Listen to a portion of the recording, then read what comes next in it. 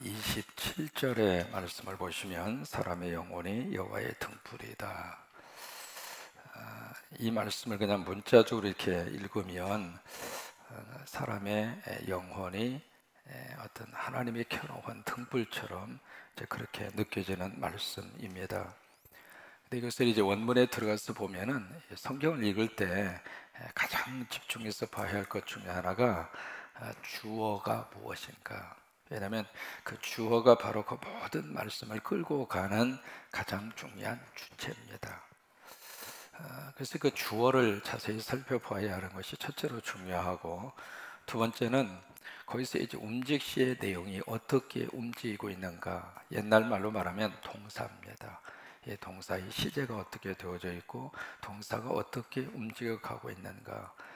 그러니까 주어는 바로 그 모든 것을 끌고 가는 주체, 그 주체가 누구인가라고 하는 문제이고, 그 다음에 움직시 동사라고 하는 것은 거기서 어떤 그 주어의 주체가 어떤 역사를 어떻게 이 땅 위에서 행하고 계시는가라고 하는 문제거든요.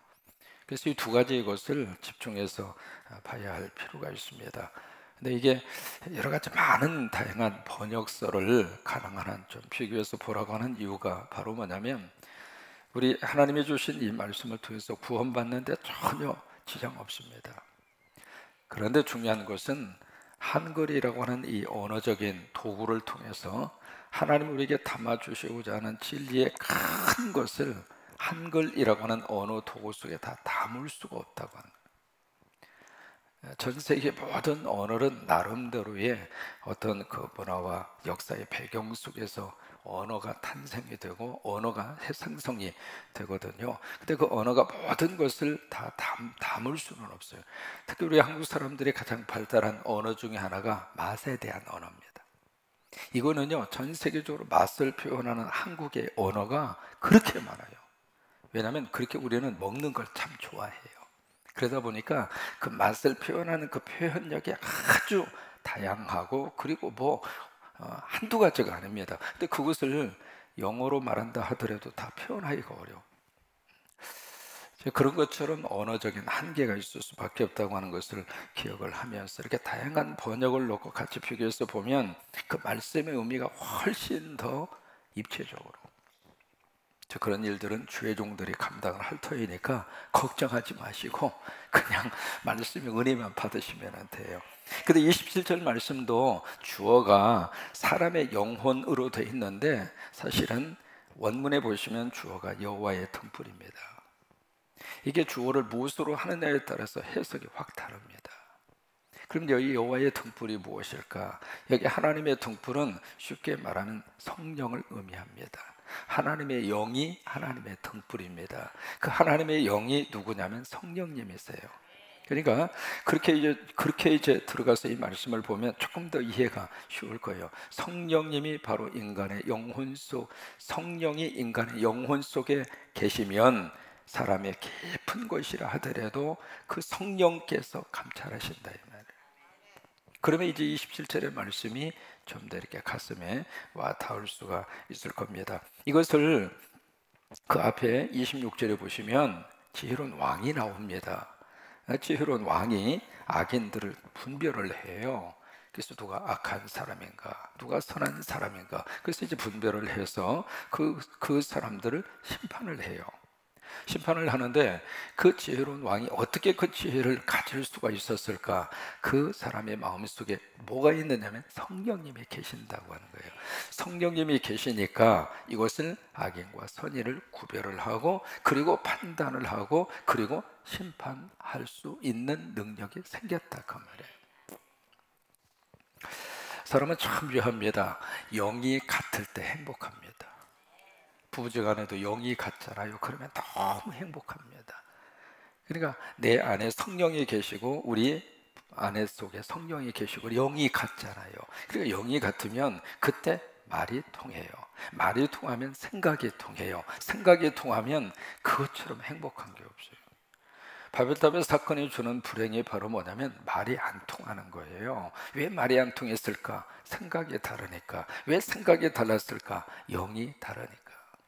그러니까 영이 같을 때 최고로 행복하거든요. 우리가 같이 사역을 하고 같이 신앙생활하면서도 주의 종의 영과 성도들의 영이 같으면 신앙생활이 너무 행복해요. 그래서 강대상에서 증거되는 말씀이 성도들에게 가슴으로 와닿을 수 있는 그 이유는 영이 같을 때. 그러니까 주의 종 안에 성령이 있고 성도들 안에 성령이 있고 영이 같잖아요. 영이 같으면 그때 너무 그 말씀이 내 속에 하나님의 음성으로 가슴 속에 깊이 깊이 내 속에 그렇게 하나님의 은혜로 젖어들 수 있는 이유는 영이 같아야 돼. 아무리 좋은 말을 하더라도 영이 다르면 귀에서 맴돌아요. 가슴 속에 오지를 않습니다. 그래서 우리가 같이 신앙생활하면서 부부가 꼭 같은 교회를 다니라고. 왜 그런 줄 알아요? 영이 같아야 되니까. 식구들이 같은 교회를 섬기라고 하는 이유는 영이 같아야 되니까. 영이. 그래서 고린도전서 2장 10절에 보시면 오직 하나님의 성령으로 이것을 우리에게 보이셨으니, 그러니까 이게 보이셨다고 하는 말이 계십니다. 하나님의 신비로운 그 비밀을 어떻게 우리에게 알려주시는가? 성령으로. 성령을 통해서 우리에게 알려주시는데, 그 다음에 성령은 모든 것, 하나님의 깊은 것까지라도 통달하시느니라. 왜? 성령이 하나님의 영이잖아요. 하나님의 영이니까 하나님과 통하는 거예요. 하나님과 통하니까 하나님의 모든 것을 성령이 다 알고 계신다, 그 말이거든요. 그런 것처럼 27절의 말씀도 바로 그거예요. 바로 성령이 바로 인간의 영혼 속에, 거기에 계셔서 성령이 사람의 모든 것을 깊은 인간의 속내를 성령이 살피신다, 이 말이에요. 창세기 2장 7절에 보시면 성서적인 인간론이 나옵니다. 아주 중요한 그 기준이 되는데, 거기 보시면 여호와 하나님이 땅의 흙으로 사람을 지으시고, 여기 이제 성서적인 인간론의 출발입니다. 하나님이 땅의 흙으로 사람을 지으시고, 그러니까 사람의 원재료가 바로 뭐냐면 흙이라, 그 말이에요. 우리말에는 흙이라고 되어 있습니다만은 그 자체가 더했을 때 먼지라고 하는 뜻이에요. 먼지라, 이 말이에요. 먼지. 그것을 우리가 알고 살면 교만할 수 없습니다. 우리가 화장하잖아요. 먼지에다가 페인트 칠하는 거예요. 이게 그것을 알고 나면 사람이 교만할 수가 없습니다. 가졌다고 폼잡을 필요도 없고, 없다고 기죽을 필요도 없고. 이게요, 출발 자체가 그렇게 대단한 게 아니라, 그 말이에요. 먼지를 통해서 하나님 우리를 창조해 주셨는데, 그래서 사람은 누구나 다 할 거 없이 흙이에요. 그래서 마지막 장례식 할 때 꼭 목사가 하는 말이 있습니다. 흙에서 왔으니 흙으로 돌아갈지니라. 그러면서 3번 부토를 하는 거예요. 그래서 여호와 하나님이 땅의 흙으로 사람을 지으시고, 그것으로 끝난 게 아닙니다. 생기를 그 코에 불어 넣으시니. 여기에 흙은 흙인데 어떤 흙인가? 그 앞에 보시면 안개가 지면을 적시었더라. 다시 말해서 흙은 흙인데 어떤 흙인가? 거기에 물이 스며든 흙이라, 그 말이에요. 물이 있는 흙이라, 그 말이에요. 그러니까 성서적인 인간론에 몇 가지 요소가 있습니다. 사람은 어떻게 이제 하나님께서 우리를 만들어 주셨는가? 사람이라고 하는 이 존재가 어떻게 해서 이제 나오게 됐는가? 첫째로 뭐라고 그랬어요? 흙인데 그냥 흙이 아니라 뭐예요? 먼지라, 이 말이에요.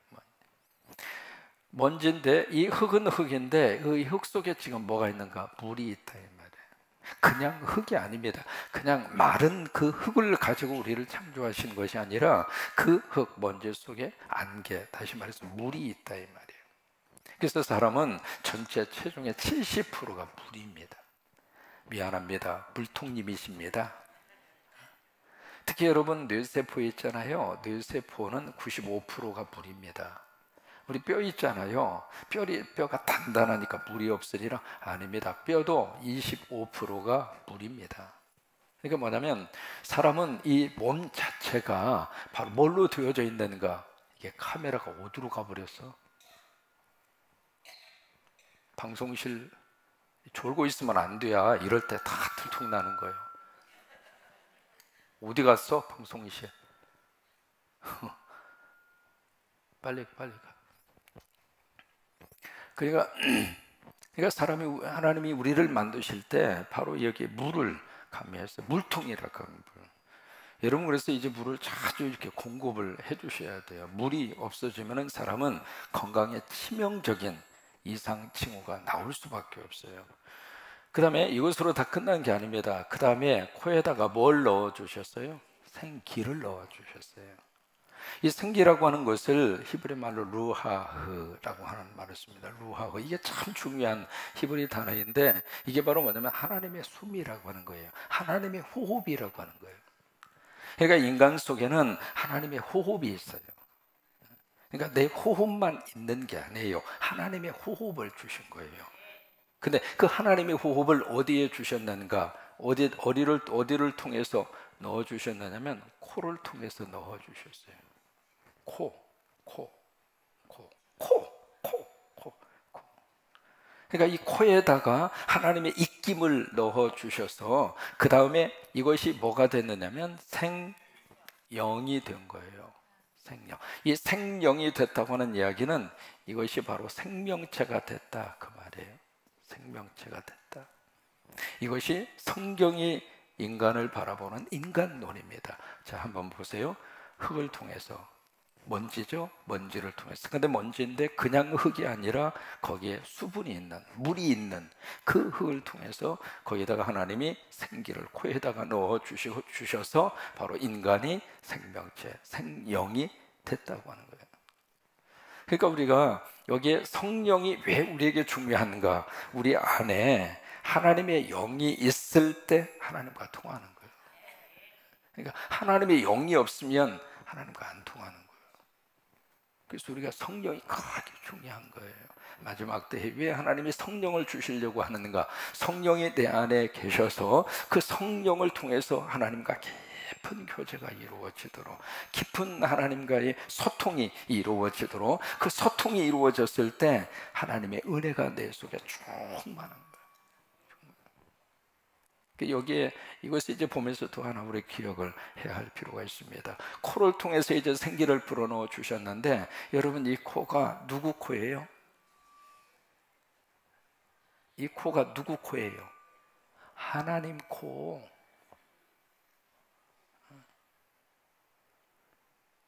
그러니까 이 코가 보세요. 이 코를 내 코라고 생각하면은 참 만족하지 못할 때가 있습니다. 왜요? 이 코가 좀 컸으면 좋겠는데, 코가 어떻게 납작할까? 그런 생각할 때가 있잖아요. 그러다 보면은 이 굴뚝을 세우는 거예요. 세우는데 이걸 잘못 세워가지고, 어떤 사람이 이걸 잘못 세워가지고 누가 한 방 팍 쳤는데 이게 주저앉아 버렸어. 그러니까 이게 기준 자체가 이제 다릅니다. 뭐냐면 이 코가 누구 코인가? 하나님 코라 이 말이에요. 철저하게 우리는 누구를 닮았는가? 누구 닮았어요? 여러분 그렇게 인정하세요?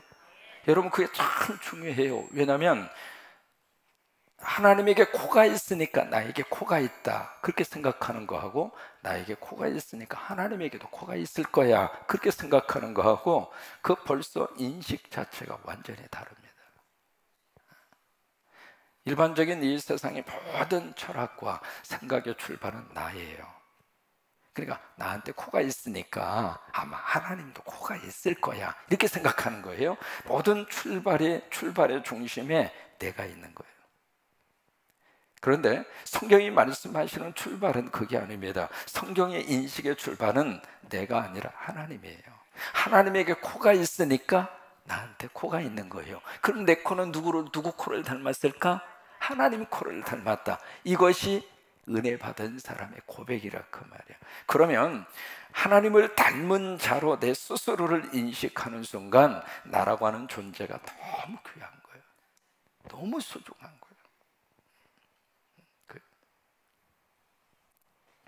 아셨죠? 이것이 이제 창세기 2장 7절에서 말씀하시는 인간을 바라보는 하나님의 그런 관점이라고 하는 거예요. 그러면서 27절 말씀에 여기에 중요한 포인트 가운데 하나가 영혼입니다. 영혼, 사람의 영혼. 여러분 어떤 경우가 있어도 영혼이 잘 되어야 그래서 내 영혼이 잘됨 같이 요한 1서에 그렇게 말씀하시잖아요. 요한 3서에 내 영혼이 잘됨 같이 모든 것의 출발은 영혼이라 그 말이에요. 영혼이 잘되면 범사가 잘되고, 그리고 범사가 잘되면 건강하고, 또 건강하면 영혼도 잘되고, 영혼이 잘되면 또 범사가 또 잘되고, 범사가 잘되면 더 건강하고, 건강하면 영혼이 잘되고, 이게 계속 사이클로 돌아간다 그 말이에요. 근데 그 사이클로 돌아가는 그 첫 번 출발이 영혼이라 그 말이에요. 영혼이 잘 되어져야. 그러니까 보세요, 우리가 영적으로 영혼이 행복하면 주변 환경은 조금 행복하지 않더라도 행복해요. 근데 영혼이 불행하면 주변 환경은 너무 좋은데 그 인생은 불행해요. 여러분, 대표적인 사람 가운데 한 사람이 엘비스 프레슬리라고 하는 사람이에요. 미국의 유명한 가수로서 끝난 사람이 아닙니다. 엘비스 프레슬리는 배우까지 한 사람이거든요. 20세기 문화에 있어서 가장 큰 영향을 미친 사람 하면 엘비스 프레슬리를 들어요. 그 정도로 이 사람 보통 사람 아니거든요. 이번에 낸 음반만 6억 장이 팔렸습니다. 6억. 와, 기가 막히죠. 영화에 이 엘비스 프레슬리가 33편이나 출연을 했어요.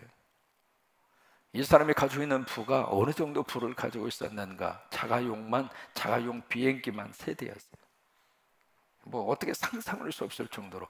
근데 이분이 1977년 42살, 그때 각종 질환으로 고통을 받다가 7개월 동안 하루도 진통제를 먹지 않으면 살 수 없는 그런 지경까지 빠지게 됐는데, 7개월 동안 이 사람이 먹은 진통제가 5,300알을 먹었습니다.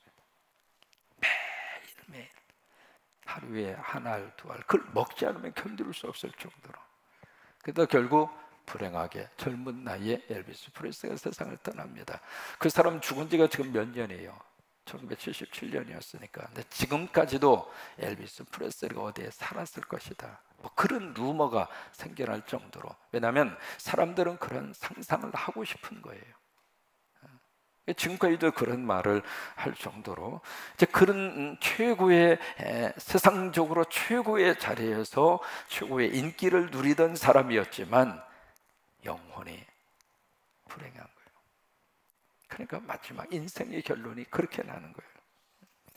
여러분, 어떤 경우가 있어도 우리 영혼 속에 성령의 은혜가 쭉 많이 임하셔서, 그러면 영적으로 먼저 건강하셔야 육체도 건강하고, 영적으로 웃을 수 있어야 육신적으로도 웃을 수 있고, 영적으로 힘이 있어야 육신도 힘을 얻으면서 그러면서 살 수 있습니다. 살면서 생각지도 못한 일 참 많이 만납니다. 애기지도 않는 일도 만나고, 솔잎 태풍, 이 태풍이 효자 태풍이 될지 아니면 우리를 힘들게 할지 지금 시시각각 초미의 관심을 기울이면서 보고 있잖아요. 이 태풍이 뭐 한 번만 오고 끝나는 것도 아니잖아요. 이번에 솔릭이 지나갔다고 태풍이 영원히 안 불까? 그런 것도 아니잖아요. 그러니까 이게 살면서 예기치 않는 수없이 많은 태풍도 만나고, 여러분 우리는 토네이도 경험을 안 해보고 살고 있잖아요. 캔사스에 딱 도착을 하니까 첫 번 딱 공항에 내려서 첫 번째 캔사스라고 하는 그 도시에 들어온 사람들에게 가장 먼저 이렇게 알려주는 것이 토네이도 대피법이에요. 이 토네이도는 이거 뭐 상상할 수 없을 정도로 이게 샥 하고 휩쓸려서 이렇게 가면 땅에 있는 모든 것이 종이짝처럼 하늘로 푹 올라갔다가 집이고 뭐 창고고 뭐 때로는 개도 올라가고 고양이도 올라가고 심지어 말도 올라갑니다. 이 토네이도 중심부의 힘이라고 하는 것은 엄청납니다. 그래서 토네이도가 오면은 어디로 피하느냐면 지하로 들어가야 돼요. 그래서 그쪽 지역의 모든 집들은 반드시 건축을 할 때 반지하를 시멘트로 해서 튼튼하게 건축을 하지 않으면 허가를 안 해줍니다. 위에는 다 없어져도 반지하 그 속에 들어가서 생명을 부재할 수 있도록. 그러니까 우리가 살고 있는 세상이 그래요. 여러분, 그런 것도 풀고 저런 것도 풀고 그래요. 풀어라. 그래도 난 영적으로 하나님의 은혜 가운데 딱 서서 나 하나님 바라보고 산다. 그게 예수 믿는 사람의 영적 자존심이라 그 말. 스패포드라고 하는 사람이 있었어요. 시카고의 실업가이면서도 성공한 사람이었죠. 그래서 이 사람이 너무 행복하게 살고 있는데 시카고 대화재라고 하는 잊을 수 없는 그 일들이 있었어요. 그때 자신의 집들이 다 불에 타버리고 맙니다. 그래서 이제 그 집이 다 불에 타서 스패포드라고 하는 사람이 그 집을 다시 건축하면서 자기 부인하고 딸 둘을 유럽 여행을 보냅니다. 이제 여행을 이렇게 보내는데 거기에 빌르드 아브루라고 하는 그 배를 유람선을 태워서 이제 세계 일주 여행을 그렇게 보내는데 이 배가 영국의 철을 싣고 가는 화물선하고 배가 부딪힌 거예요. 그래가지고 이 자기 부인하고 애 둘이 타고 있는 배가 바닷속에 침몰을 하는데 그 와중에 이 스패포드라고 하는 이 사람의 부인이 두 자녀를 가슴에 꼭 끌어안고, 그런데 거세게 몰려오는 그 파도가 엄마의 품에 안겨있는 두 아이를 뺏어가요. 결국 그 파도에 휩쓸려서 두 아이는 죽고 그리고 그 부인은 살아나게 돼요. 그 소식을 자기 남편에게 보내줍니다. 그 남편이 그 소식을 듣고 기가 막히죠. 집도 타버리고 두 아이도 수장이 돼서 죽고, 그래서 자기 부인하고 같이 그 아이가 죽은 그 곳으로 이렇게 지나가면서 바로 이 자리가 마치 우리 세월의 사건 기억나는 것처럼 이 자리가 바로 두 아이가 우리 아이들이 죽은 자리라고. 그 자리에 있다가 도저히 견딜 수 없어서 스패포드 씨가 바로 침실로 들어가서 막 통곡하고 울부짖습니다. 기가 막히잖아요. 그 막 울부짖는데 그 새벽녘에 갑자기 그의 마음속에 하나님의 영의 성령의 거룩한 조용한 음성을 들어요. 사람은 다른 곳으로는 이렇게 마음의 안정과 위로가 되지 않습니다. 하나님의 음성이 들려봐야 위로가 돼요. 그래서 하나님의 영의 음성을 이렇게 들으면서 갑자기 마음이 편안해지는 거예요. 그 내가 편안해야지. 그래서 편할 수 있는 게 아니잖아요. 그러니까 편안한 마음이 들면서 어떤 마음이 들었냐면, 두 딸이 어려서 죽었지만 그들은 기도하며 죽었으니 천국 갔을 것이다. 내가 천국 가면 내가 사랑하는 두 딸을 만나게 될 것이다. 그 마음이 드는 거예요.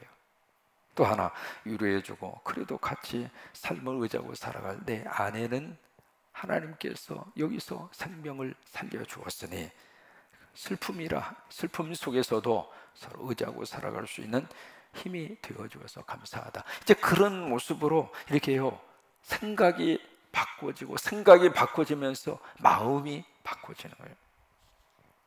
그게 사람의 힘으로 안 되잖아요. 이제 그러면서 그것을 체험으로 해서 그때 감동으로 주시는 것을 시로 남기게 돼요. 그 시가 찬송가가 돼서 오늘 우리 찬송가 속에 들어와 있습니다. 그 시 413장이에요.